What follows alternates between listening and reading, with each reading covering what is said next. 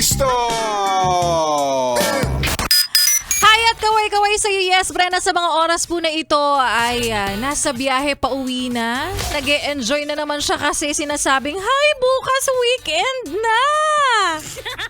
Yung totoo, kakapasok lang ng taon, tamad na kagad yan. Gusto na kagad magpahinga. Well, di naman kita masisisi sa part na yan. Wala eh. Nalaspag ka last year eh.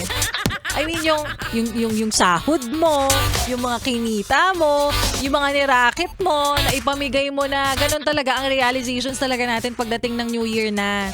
Sabihin mong, bakit kaya binigyan ko pa yun? Mukha namang mayaman yun. Ba't ko kaya inabotan yung batang yun? May business naman yung pamilya nila, charot. Diba? Ang dami nating realizations pagpatak ng New Year, pero at least, isipin mo minsan lang sa isang taon, nagiging mabuti ka, nagiging mapagbigay ka, nagiging mabait ka, nakikisalo ka sa bigayan. Season of giving nga, sabi nila, diba? Season of giving. Kaya naman, mag-give up ka na, charot. Kaya naman hayat kaway-kaway rin sa mga yes friend nating natatraffic na. Ay nako, may mga ilang nag-uuwian na.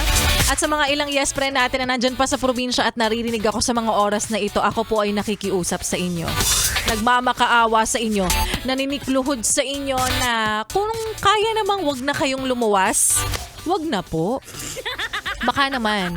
Kasi gusto ko lang sabihin sa inyo at mapagtanto nyo na ang luwag pa ng ilang parte ng Metro Manila ngayon. Masaya. Maluwag pa. Hindi pa sumasakit ang mga ulo namin. Hindi pa sumasakit ang mga paa. Hindi pa nangangawit ang mga puwetan sa biyahe. Kaya utang na loob. Huwag na kayong bumalik dito. Huwag nang bumalik. Ay nako, yearly na lang ganyan ang hinihiling ko. Na sana lagi na lang ganyan kaluwag ang daloy ng trapiko, yes friend. Kaya para sa mga nasa biyahe ngayon, sige na, i-PM mo ako, kumusta ka? Kumusta ang iyong lagay? Kumusta ang iyong nararamdaman? Masaya ba? Actually, yun naman talaga, uulitin ko lang. Isa naman talaga sa dahilan kung bakit pagod ka na kagad dahil nasa biyahe ka pa lang, papunta ka pa lang ng opisina o ng iyong pupuntahan, ang iyong destinasyon, pagod ka na kagad. Pero ngayon hindi, 'di ba? Pagdating mo ng opisina, pagdating mo sa destinasyon mo, nakangiti ka pa. Hindi pa hulas ang iyong makeup. Hindi pa namumuo ang bangs mo.